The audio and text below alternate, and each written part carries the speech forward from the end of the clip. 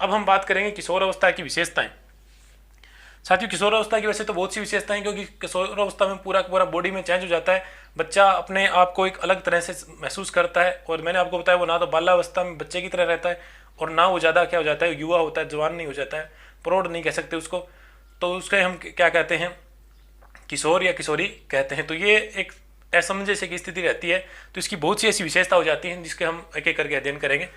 तो किशोरावस्था में एक तो बात क्लियर होगी साथियों, बच्चे का जो विकास होना होता है, मानसिक, शारीरिक, संवेगात्मक, जितना विकास जो होना होता है वो सारा का सारा क्या होता है, हो जाता है। यानी चहुमुखी विकास बच्चे का यहाँ पे आके हो जाता है, किशोर अवस्था में हो जाता है। अलग अलग वैज्ञानिकों ने कहा है कि कुछ वैज्ञानिक कहते हैं 19 साल तक, कुछ कहते हैं 21 साल तक। करो एंड करो के अनुसार हम माने तो 21 साल तक बच्चे का संपूर्ण विकास जो होना होता है, यानी वर्दी वगैरह जो होनी होती है हो जाती है। और नेक्स्ट हम बात करें तो इसमें क्या होता है साथियों, रुचि जो है वो बच्चे की परिवर्तित हो जाती है। जैसे ही किशोरावस्था में आता है तो शुरू में उसकी रुचि परिवर्तित होती है, लेकिन जब 15 साल के लगभग बच्चा हो जाए, 15 वर्ष का होता है, तो उसकी रुचियाँ जो है वो स्थिर हो जाती है। अब वो एक ही चीज़ में इंटरेस्ट लेगा, अगर वो क्रिकेट खेलने में इंटरेस्ट लेने लग गया तो क्रिकेट में लेगा, अगर फुटबॉल में ले रहा है फुटबॉल में लेगा, सिंगिंग में या डांसिंग में उसका इंटरेस्ट हो गया तो वो वहीं पर रखेगा। मतलब रुचियाँ क्या हो जाती हैं, उसकी स्थिर हो जाती हैं। और रुचियाँ पहले उसकी क्या थी, परिवर्तन होती रहती है, धीरे धीरे उसमें क्या जाती है, स्थिरता जाती है। रुचि में हमारे टॉपिक में साथ एकदम अलग से रुचि पे वीडियो बनाएंगे। रुचि वैसे क्या होती है, स्थिर नहीं रहती, रुचि बदलती रहती है। रुचि जन्मजात भी होती है, रुचि अर्जित भी होती है। तो ये रुचि आपके शरीर पे भी डिपेंड करती है कि आप किस तरह के हो। तो इस अवस्था में आके रुचियाँ क्या होती हैं, पहले परिवर्तित होती है 15 साल तक, उसके बाद में क्या हो जाती हैं, लगभग स्थिर हो जाती हैं। घनिष्ठता में व्यक्तिगत मित्रता होती है। इन युवा वर्ग या किशोर वर्ग के जो बच्चे होते हैं साथियों, इनमें क्या होती है, घनिष्ठता बहुत अधिक पाई जाती है। ये जिससे मित्रता कर लेते हैं उससे साथ मित्रता कर लेते हैं, जिससे दुश्मनाई कर लेते हैं उसी से फिर वो मित्रता उनकी हो ही नहीं सकती है। तो ये घनिष्ठता या व्यक्तिगत मित्रता होती है। इनका जो ये मित्र होता है, इस उम्र का जो मित्र होता है वो पूरी उम्र में उनके साथ रहता है। इसके बाद में अगर आप कहीं भी तैयारी करने वगैरह जाते हो तो बहुत से मित्र आपके बनते हैं, लेकिन वो आपके इतने लंबे नहीं चलते जितने ये चलते। मतलब वो एक कुछ ही समय के लिए होंगे, उसके बाद में आप उनको छोड़ दोगे, वो आपको भूल जाएंगे। लेकिन इस समय किशोरावस्था में जो मित्रता हो जाती है वो पूरी उम्र तक रहती है साथियों। तो इसे क्या है, घनिष्ठता व्यक्तिगत मित्रता का काल कहा है। किसने कहा है, वैलेंटाइन ने कहा है। तो वैलेंटाइन से भी आप याद कर सकते हो, वैलेंटाइन डे भी क्या है, घनिष्ठ मित्रता से संबंधित है साथियों। तो ये आप मतलब परिभाषा मैंने आपको बताया था, एक शब्द आप पकड़ लीजिए, बहुत आसानी से याद हो जाएगी। तो वैलेंटाइन से आप सीधे याद कर सकते हो। वैलेंटाइन डे किस लिए होता है, घनिष्ठता व व्यक्तिगत मित्रता के लिए तो होता है, प्रेम का त्यौहार जो होता है वो। तो घनिष्ठता व व्यक्तिगत मित्रता के बारे में किसने कहा था, ये वैलेंटाइन ने कहा था। समायोजन का इसमें अभाव होता है, हमने पहले ही बात की थी साथियों, क्योंकि इसे बच्चे की तरह व्यवहार करे तो लोग कहेंगे तू तो बच्चे की तरह व्यवहार कर रहा है, अगर युवा की तरह व्यवहार करे तो लोग कहेंगे तो इतना जुआन भी नहीं हुआ है। तो इस तरह से इन बच्चों में क्या होता है, समायोजन का भी अभाव पाया जाता है। समूह भक्ति साथियों में बहुत अधिक पाई जाती है। समवयस्क समूह को महत्व, पीयर ग्रुप जो मैंने पहले बताया था, पीयर ग्रुप समवयस्क समूह है, तो समूह भक्ति पाई जाती है। इनमें बहुत से बच्चे एक साथ रहने के करेंगे और अपने समूह में ये किसी तरह की कोई प्रॉब्लम आएगी तो सारे एक साथ मिलकर उसको सुलझाने की कोशिश करेंगे। तो समूह भक्ति बहुत अधिक होती है। एक बच्चे का दिक्कत आए तो सारे बच्चे उसका सहयोग करेंगे, उसे चाहे अपनी तन मन धन से कैसे भी सहयोग करना पड़ जाए। तो समूह भक्ति पाई जाती है। जीवन दर्शन का निर्माण, इस अवस्था में आके बच्चा अपना जीवन का निर्माण कर लेता है कि किसको उसे किस तरह से, जिसको अहिंसा का प्रेमी होता है या अंतर्मुखी व्यक्ति होता है, उस हिसाब से जैसे गांधी जी को अपना वर्चस्व मानने लग जाता है। और अगर कोई मतलब उग्र स्वभाव का है, गर्मपंथी है, तो उसे भगत सिंह को, सुभाष चंद्र बोस को, इस तरह से वो क्या करता है, अपना एक जीवन दर्शन बना लेता है कि अपने को किस तरह से जीवन का निर्माण करना है। तो जीवन दर्शन की अवस्था है साथियों ये, और जीवन दर्शन का निर्माण इसमें कर लेता है। अलग अलग व्यक्ति अपने अपने हिसाब से अलग अलग उसको पसंद करते हैं। कुछ किसी टीचर को पसंद करेंगे तो कुछ किसी टीचर को पसंद करेंगे। तो इस तरह से कोई किसी नेता को पसंद करेगा तो कोई किसी अभिनेता को पसंद करेगा। ये इनका एक जीवन दर्शन का निर्माण हो जाता है और अपने आप को उसके हिसाब से देखने भी ये लग जाते हैं। आपराधिक प्रवृत्ति या नाजुक काल इसको कहा है साथियों। आपराधिक प्रवृत्ति जब मैंने आपको पहले ही बताया, इसमें बच्चे में अचानक से परिवर्तन होते हैं और वो उसे संभाल नहीं पाता है। और हम भी अगर उसके प्रति ध्यान नहीं देते हैं, शिक्षक और परिवार वाले उसके, तो उसमें अपराधी प्रवृत्ति आ जाती है और इसीलिए इसे नाजुक काल कहा है। नाजुक चीज़ क्या होती है साथियों, प्रेम होता है। और प्रेम की बात कौन करते हैं, वैलेंटाइन करते हैं। और वैलेंटाइन ने इसकी शेषावस्था में भी नाजुक कहा था उसको भी, और इसको भी इन्होंने नाजुक काल कहा है।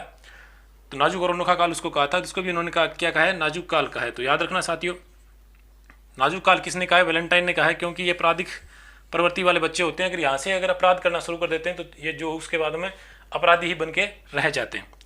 दिव्य सपने, कल्पना तरंग, हमने बात की थी कि बाल्यावस्था में जाके थोड़ी सी बच्चा कल्पना करना कम कर देता है। शेषावस्था में तो वो सजीव कल्पना करता है। शेषावस्था में क्या करता है, सजीव कल्पना करता है। बाल्यावस्था में उसकी कल्पना धीरे धीरे क्या हो जाती है, कम हो जाती है।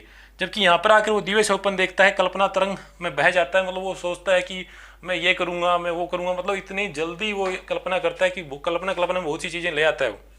मतलब उसकी शादी शुदी करके बच्चे बाच्चे करके वो कल्पना में 10-15 मिनट में पूरा काम कर लेता है अपना। लेकिन बाद में जैसे नींद खुलती है तो उसे पता चलता है कि यार ऐसा तो कुछ होने वाला है नहीं। मतलब हर समय वो लगभग ऐसी कल्पना बनाता रहता है कि मैं देश का पीएम बनूंगा, मैं एमएलए बनूंगा, मैं एमपी बनूंगा, या उसका जिस चीज़ में इंटरेस्ट है उसके प्रति वो बहुत बड़ी बड़ी कल्पना करेगा। और कल्पना तरंग की अवस्था इसीलिए इसे कहा गया दिव्य सौपन या कल्पना तरंग। मतलब ऐसा सौपन जो संभव नहीं हो सकता और बहुत ऊपर तक सोचता है ये।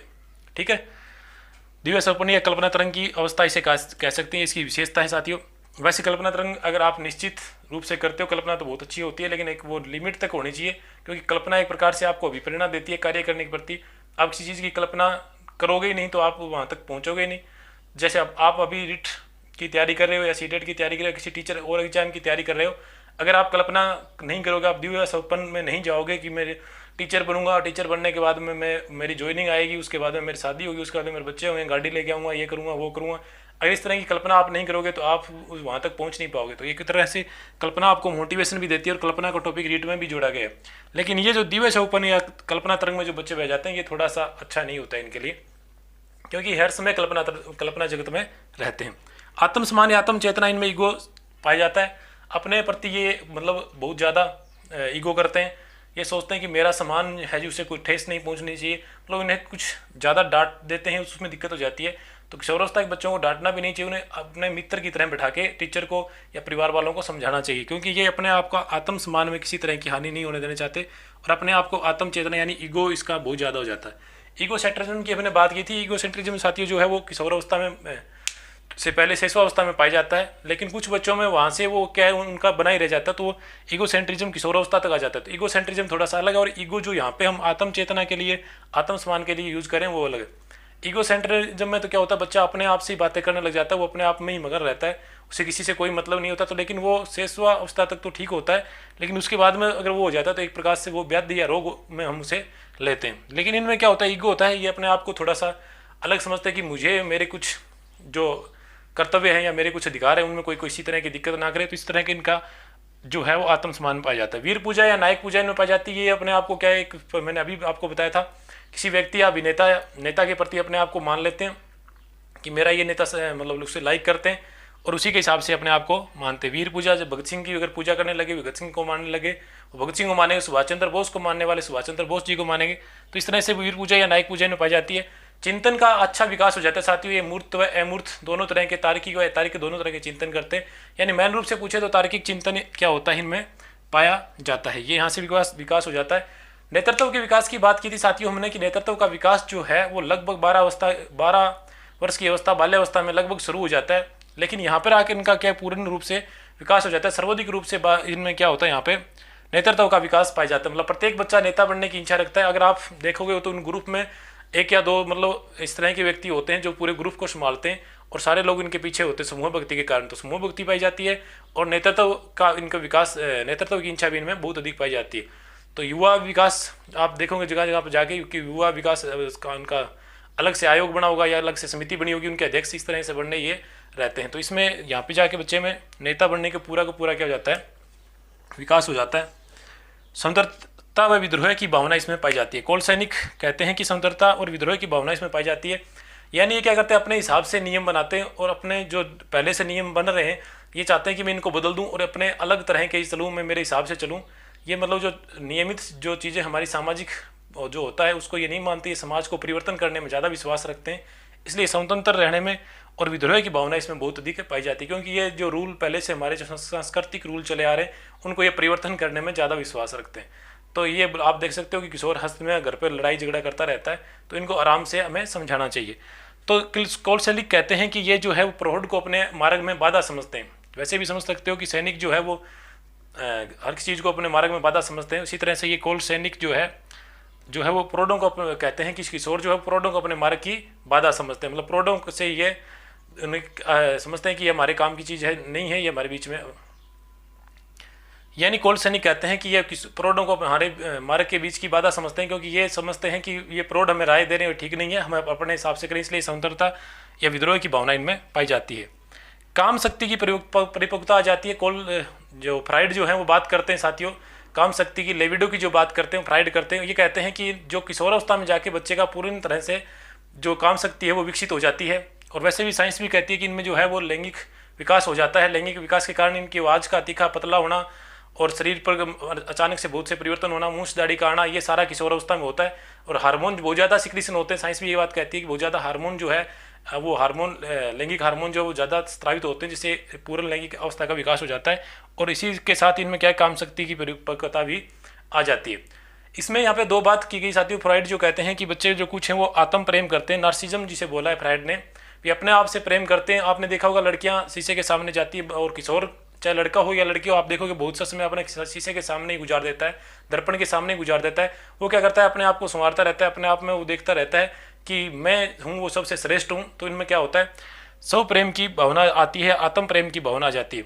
इसके अलावा इनमें विषम लैंगिक प्रेम की भावना भी पाई जाती है, यानी ये दूसरे व्यक्ति से भी प्रेम, विषम लैंगिक के प्रति ज़्यादा प्रेम पाया जाता है। आजकल तो समलैंगिक के प्रति भी प्रेम पाया जाने लगे है, उसको भी सरकार अन्य देशों में मान्यता दे दी है। लेकिन हम इसे यहाँ पे दो ही बात करेंगे, आत्म प्रेम व विषम लैंगिक प्रेम के बारे में। यानी लड़कियाँ जो है वो लड़कों से प्रेम करेंगी, लड़के जो है वो लड़कियों से प्रेम करेंगे। और ये जाके है वो उत्तर किशोरावस्था में ज़्यादा होता है। जो पूर्व किशोरावस्था साथी है उसमें तो आकर्षण ही ज़्यादा होता है। प्रेम की ये जो हम बात करेंगे विषम लैंगिक वाली, ये उत्तर किशोरावस्था में ज़्यादा देखने को मिलती है। तो इसी के कारण ये क्या करते हैं, प्रौढ़ को अपने मार्ग की बाधा समझते हैं। ऐसी बहुत सी घटनाएं आपने देखी होगी। तो कोल सैनिक के हिसाब से ये बात सही है। अहम भाव भी इनमें पाया जाता है। ये अपने आप को मैच्योर समझने लग जाते हैं। ये सोचते हैं कि मैं जो हूँ वो मैं हूँ, मेरा जो कोई सामने अड़चन करने वाला ना हो। तो इस तरह की इनकी बहुत सी विशेषताएं साथियों, क्योंकि ये पूरे मैच्योर हो जाते हैं, अपने आप को मैच्योर समझने लग जाते हैं। और कई बार इनको अगर रोका टोकी नहीं किया जाए या ज़्यादा रोका टोकी किया जाए तो अपराधिक किस्म के हो जाते हैं, लड़ाई झगड़े में ज़्यादा विश्वास करने लग जाते हैं और चोर उचक्के की तरह बाद में व्यवहार करने लग जाते हैं। तो इस तरह की यहीं से इनको हमें शिक्षा भी इसके हिसाब से हमें देनी चाहिए। इनको नैतिक शिक्षा, सामाजिक शिक्षा वो भी हमें अच्छे से देनी चाहिए, क्योंकि इनका जो विकास है वो हो रहा है। और इनको जो है वो लैंगिक शिक्षा भी समय समय पर देनी चाहिए, क्योंकि लैंगिक शिक्षा अगर नहीं दी जाएगी तो किशोरावस्था में बहुत ज़्यादा दिक्कतें हो जाती है। तो इस तरह की शिक्षा के बारे में पूछे तो हमें इनको बहुत अच्छी तरह से शिक्षा देनी चाहिए। जीवन दर्शन के बारे में बताना चाहिए। महान पुरुषों की जो कविताएं वगैरह हैं, महान पुरुषों की जीवनी जो है वो लगानी चाहिए, क्योंकि बच्चा उनके हिसाब से पढ़ेगा तो आगे जाएगा। पत्रिकाएँ भी इन्हें इस तरह से देनी चाहिए कि जो इनके जीवन में आगे लाभदायक हो।